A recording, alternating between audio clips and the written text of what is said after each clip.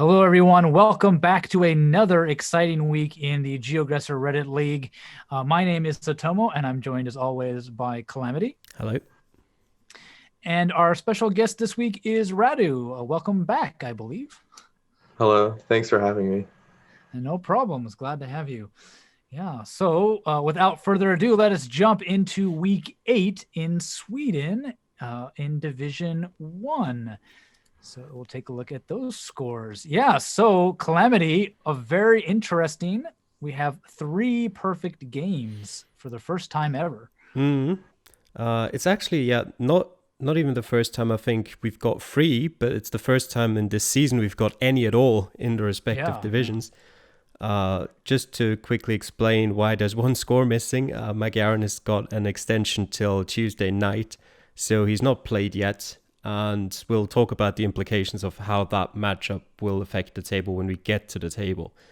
It was a very easy seed in general, but still getting 25k is pretty much impressive in any seed. Obviously, the match that stands out is Raidman Mucha against Kevin Kroner because they both managed to get perfect scores, which leads to the funny situation that both players pick up 3 points from their match against each other. And Simi also follows suit with a perfect game himself, and the consequences of those extra points for the perfect scores are actually pretty big, but we'll talk about that in the table as well. And the consequences of the Schludi and CG game are also quite important, that Schludi picks up by about 1,000 points. Radu, anything interesting besides those perfect scores for you here? Equinox and Schludi definitely picked up some important wins, which take them currently into the playoff spots. And depending on how Magyaron and GC goes, that's definitely an important game to see who will be fighting out for those playoff spots next week. But GC definitely got a good score, so we'll see how Magyaron does. Yeah, so next week is the last week in the regular season for Division 1. So this pretty much is the last stretch for all these players who are trying to get in those playoff positions for promotion. So let's take a look at that table because as Calamity and Radu said, it's quite interesting.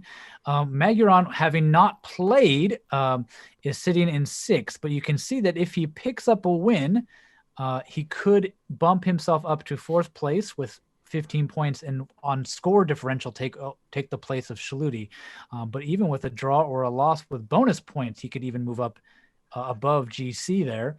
So very tight in that 4th, 5th, 6th spot for sure. Simi and Raidman Muncha both competing it out in the top for 1st and 2nd as always, and Simi holding that score differential advantage. Unfortunately for Comte Baloo, the season has not quite gone as expected.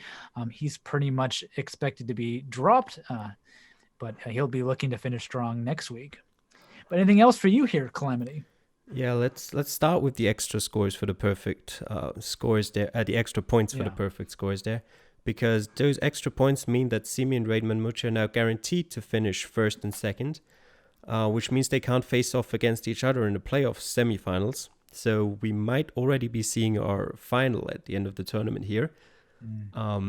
Kevin Kroner's extra point means that he's guaranteed himself a place in the relegation playoffs. Anything more is unlikely, though, for a couple of reasons that involve knowing some of the results from week 9, so I won't get into that too much.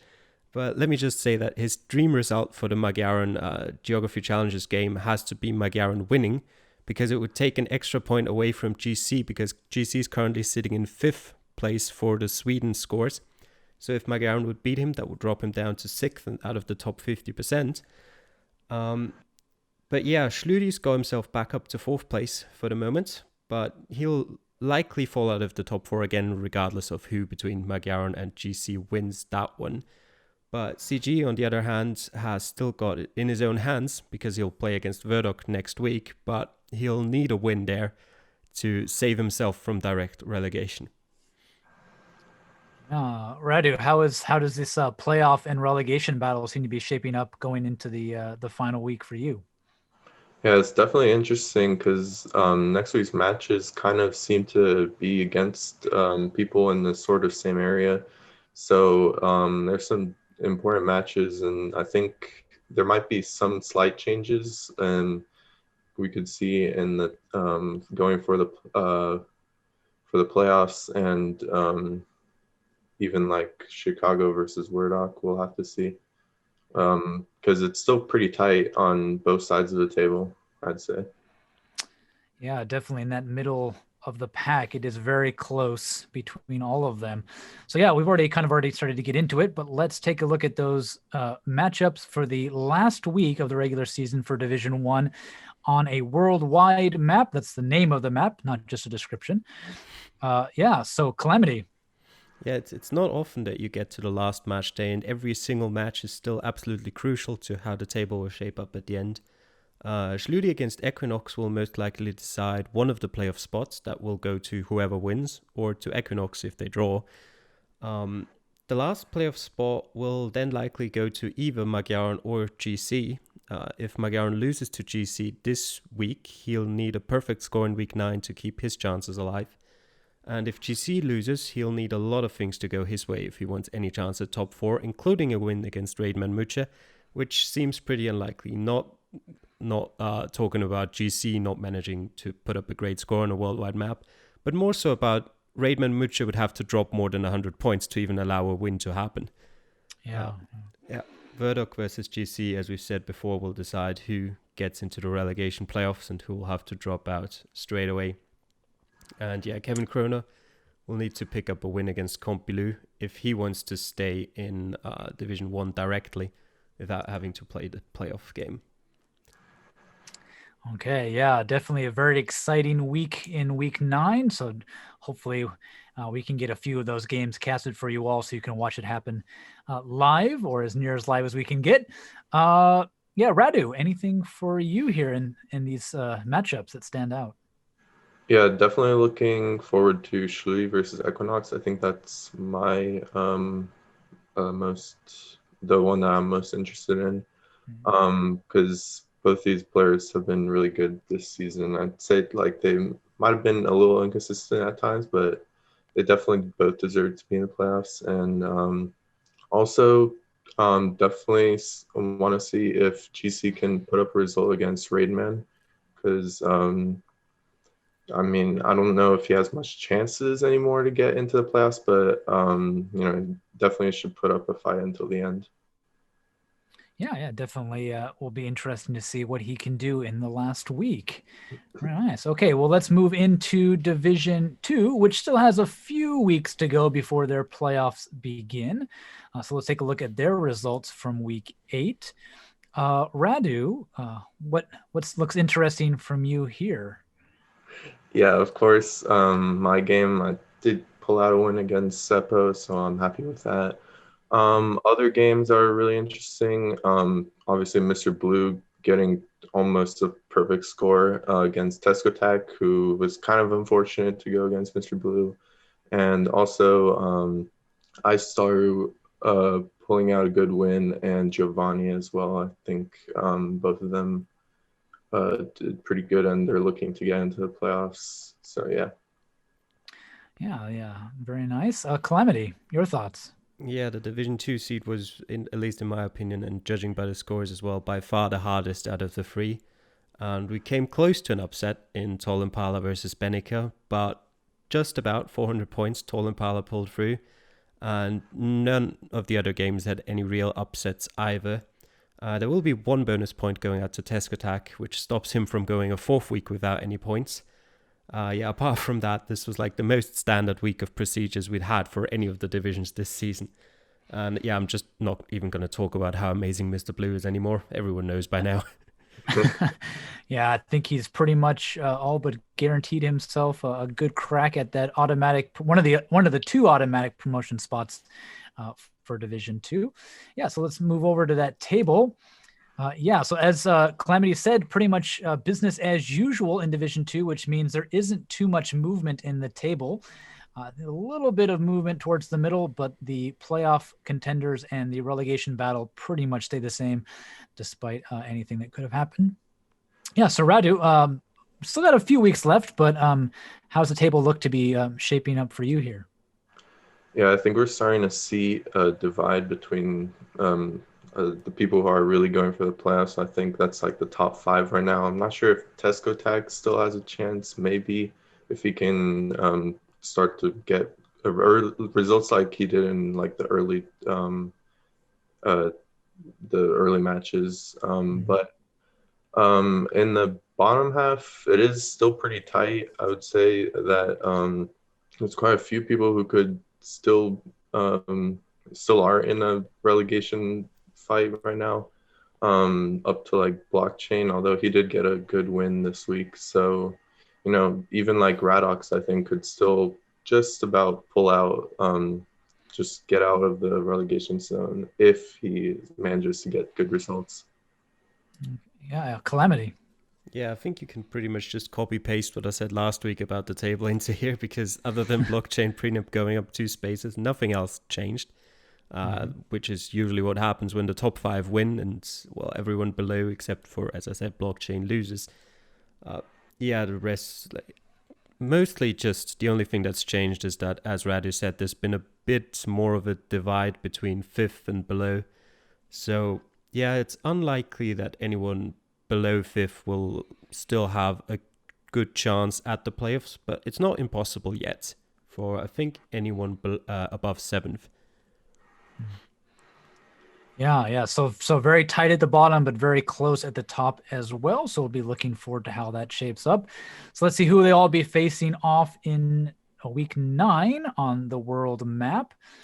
Yeah. So Radu, you have the match of the week probably here against Mr. Blue. Yeah, was definitely looking forward to this one because I know Mr. Blue is definitely going to put up a good score. I need to see if I can do one as well. It is a world map, so hopefully I can do a little better. Do tend to struggle a little bit on national maps, not gonna lie. But other than that, definitely looking forward to Aistaru versus Giovanni or Felix, because both of those people are doing really good and they're definitely looking to get into get promoted. But definitely think that game will probably decide who will be the one out of these top 5 who won't make it through. Interesting. Calamity. Yeah, probably match Mr. Blue against Radu. If you lose Radu, that pretty much opens the door for Giovanni and Tall Impala to come back and fight for that second place. 2 easier matches for you, though, to finish the season. So if there's going to be any change in the top 2, it'll probably come now or never. Icefire and Skarmory as the opponents for Tall Impala and Giovanni. Icefire himself would probably like to have a bit of a word in that fight for promotion himself, so that's not going to be an easy match for Giovanni. And Skarmory hasn't picked up a point since week 4, and he's now reached a point where only a score differential is keeping him away from the relegation zone. So yeah, he's gonna have to start picking up some points again soon, otherwise he's gonna run into some problems. And looking more towards the relegation side of things as well, Radok's Slovak goalie will be of utmost importance. Whoever loses that game will have a really tough time for the last 3 weeks. And if Slovak goalie fails to pick up a win here, he'd need 5 points from his last 2 games to even have a chance of staying in Division 2. And considering he's picked up 4 points so far all season, that looks to be very tough. But yeah, Radox could get himself out of the relegation zone for the first time this season if he gets a win there. Yeah, and definitely the Tesco Tac versus Benica matchup as well could prove vital for that relegation battle. Tesco Tac will probably fancy his chances at stopping his slide and earning more than a single point in the last 4 weeks. But I think definitely Benica will also fancy his chances at earning some points to maybe boost himself up a bit, given Tesco Tac's recent run of form. So definitely lots of interesting matches in Division 2. Well, let's take a look at Division 3 and how they all did in Week 8 in Sweden. So, Calamity, a bit of an upset against you there by Theos. Yep, I messed up. I got to count my losses and then go again next week. I got a bit of flashbacks to last season because Theos hadn't been better than 6th in any of the previous 7 weeks and came through this week with the second highest score of the division. But yeah, I made a stupid mistake in one of the rounds and that just cost me. The Baseman won the top of the table clash against Wolf Tracker, who seems to be running out of steam as the season progresses, only picking up 1 point in his last 3 games, which is worrying considering I think he won his first 4 in a row. Interestingly, Freckles again took part in a match between the 2 lowest scores of the week and again couldn't get the win, just as in, I think it was Kyrgyzstan, where we had our 2,000 against 3,000 point match. Yeah, and Pork Steaks missed out on a bonus point by 62 points against me after his loss to Redirect. MD, the spaceman with the bye week coming for him. But beyond that, Radu, anything that was really surprising or interesting to you here in these results? Yeah, it looks like the baseman and Guela Wizard both picked up points, which are kind of separating them away from the rest of the pack. And unfortunate for Wolf Trekker there. I hope he can start to get back in form. Calamity also unfortunate, but a good win for Theos, who gets himself out of the relegation zone. So he'll be very happy with that. And also Hugo definitely did good against Freckles. So yeah. Very good. Okay, well, let's see what all this means for the Division 3 table. Guelo Wizard and M the Baseman have quite a lead, 5-point gap between the rest of the pack, with Calamity and Wolf Trekker and Hugo Alvaro close together, fighting for those third promotion spot. But Redect and Theos very close behind too. But then a bit of a gap again between the relegation fight between Freckles, Wakalach, and Pork Steaks and MD Spaceman. But yeah, Calamity, a couple more weeks again for Division 3. How do you fancy your chances in staying in that playoff spot? Yeah, I think I've got a decent chance, but it's gonna be some tough last 3 weeks because I'm gonna be playing against M the Basement, Guelo Wizard, and Hugo Alvara. But I can at least say I've got it in my own hands. If I win all of those games, I definitely stay in the top 3, maybe even top 2. Depending on how some of the other matches go. But yeah, bar any craziness like 2 perfect scores happening, anyone below 7th place is now out of the running for promotion. While Redirect and Theos have put themselves right into contention with their wins this week, and they'll be promptly facing off against each other next week. And yeah, 3rd to 7th place is super close in the table right now, just 2 points difference between those. Yeah, 2 points separating them, but all of them have the same exact win-loss ratio, 4-3. So it's just a score differential and some of those bonus points coming into play that separate them. So very, very tight race for those. Radu, anything from you here? Yeah, it seems like the people who are in the relegation and relegation playoffs are kind of lagging behind now. There's starting to be a divide, and it's going to be tougher and tougher as the weeks go for Freckles and Wakelock, especially if they still want to get back or get out of the relegation area. So they need to try and get back to winning ways. And definitely it's getting very interesting between 3rd and 7th. I'd like to see how those change in the upcoming weeks, especially with some good matchups coming up. So yeah. Great. Well, let's just see how we'll start off those matchups, making things interesting. In week 9, Calamity, you are off against M the Baseman, a 2nd versus 3rd place matchup here next week. Very exciting. The thing is, I do already know how that match played out because we've already both played them, so I won't talk about it too much. Both, so as to you both play very early. So yeah. But yeah, 1st to 8th all facing off against each other. So some very crucial matches there, and most of them are just not predictable in any way. Pretty much anything could happen here. So I won't talk about them too much, and we'll just talk about what happened there next week. But Theos, interestingly, he's got by far the easiest run-in out of any of the promotion contenders. So a win against Redirect this week could get him really close to at least a place in the promotion playoff, and especially considering how bad his season started, that's quite impressive. While down at the bottom of the table, Pork Steaks needs a win against MD Spaceman to stay in the running for the relegation playoff at least. Yeah, very interesting indeed for that. Radu. Yeah, I think Pork Steaks versus MD Spaceman, I think this is like Pork Steaks' Hail Mary if he still wants to try and get out of the relegation zone. So it's like his last chance, really. And Wolf Trekker versus Hugo Alvara, that's definitely a good game. Not sure how Wolf Trek will do, especially with his kind of bad run of form, but hopefully he can put up a good score, and I'm sure Hugo can put up a good score as well. So that'll be interesting. Indeed. Okay, well, we'll move on to our first playoff matchups of the season in Division 4.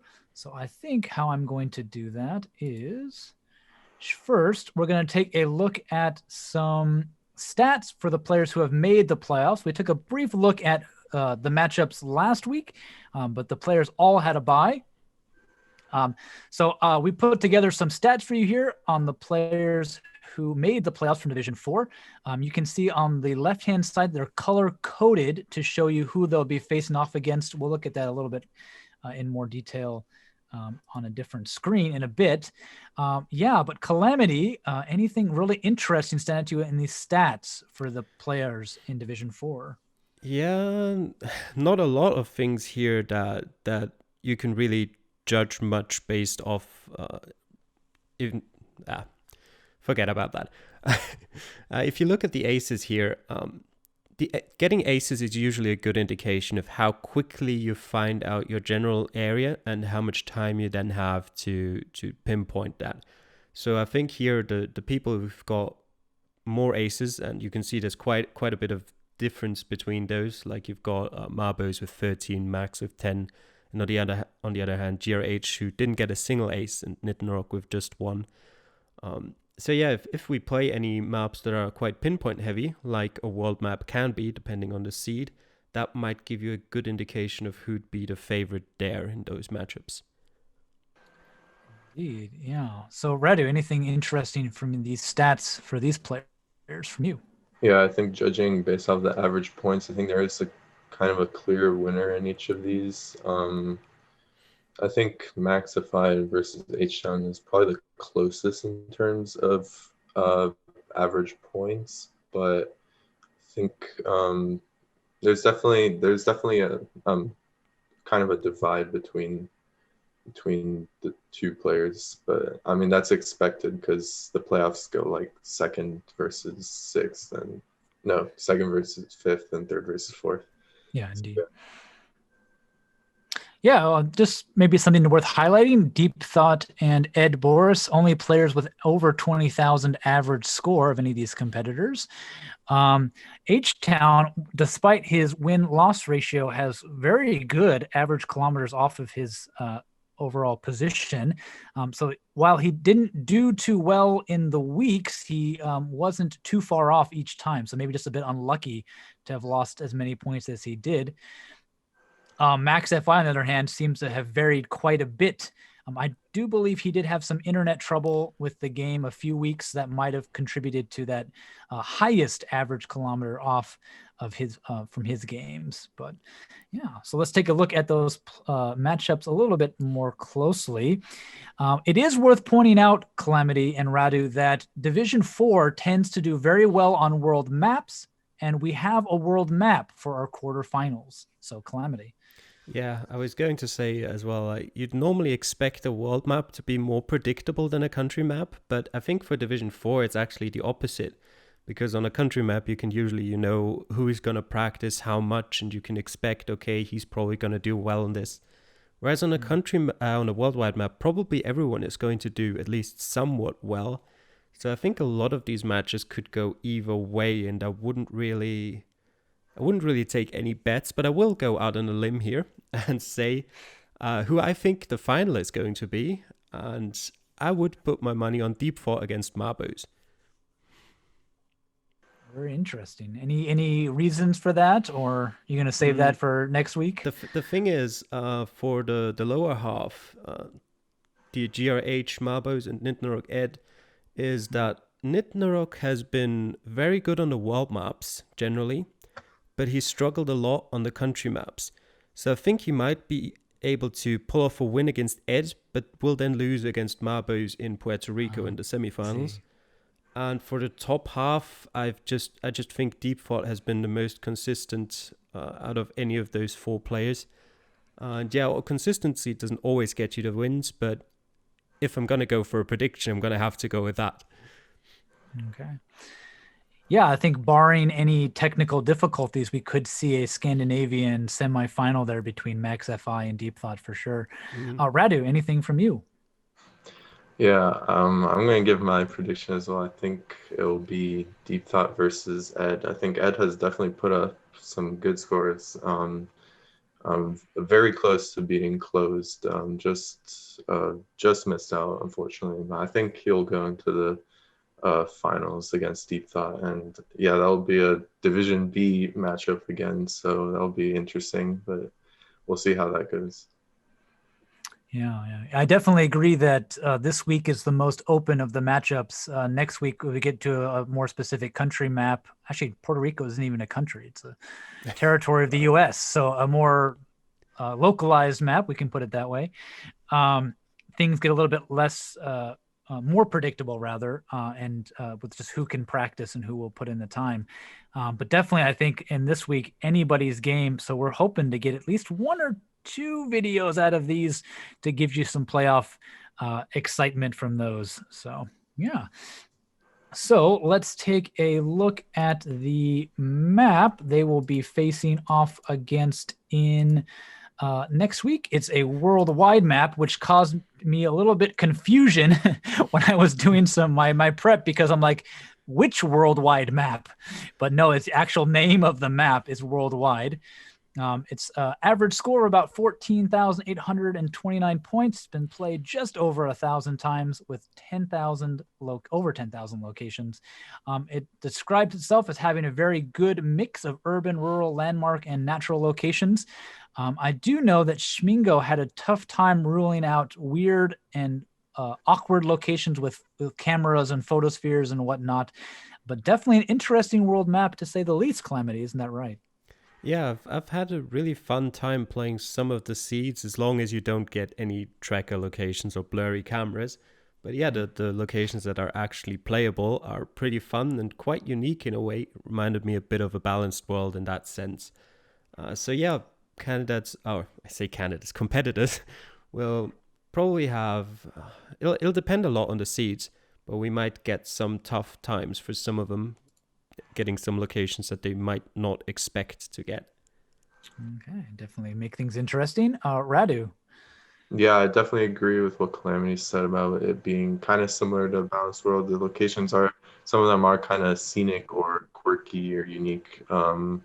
So it is kind of an interesting map to play. I think the scores will be pretty good on this map. I don't think that anyone will have a very tough time with it. Just depends on the seed, really, if there are any really difficult seeds. But yeah, I'm definitely looking forward to this map as well. Great. Should prove interesting. I'll have to play it myself just to see what it's like, because I didn't make the playoffs. So, but I will try out the map because it does seem interesting indeed. I do love world maps. So, well, yeah, so lots of exciting matches. I think we're going to hope to bring you quite a few this week. We got some promises of videos, especially with those playoffs. So we'll be looking forward to getting those up on the YouTube for you all.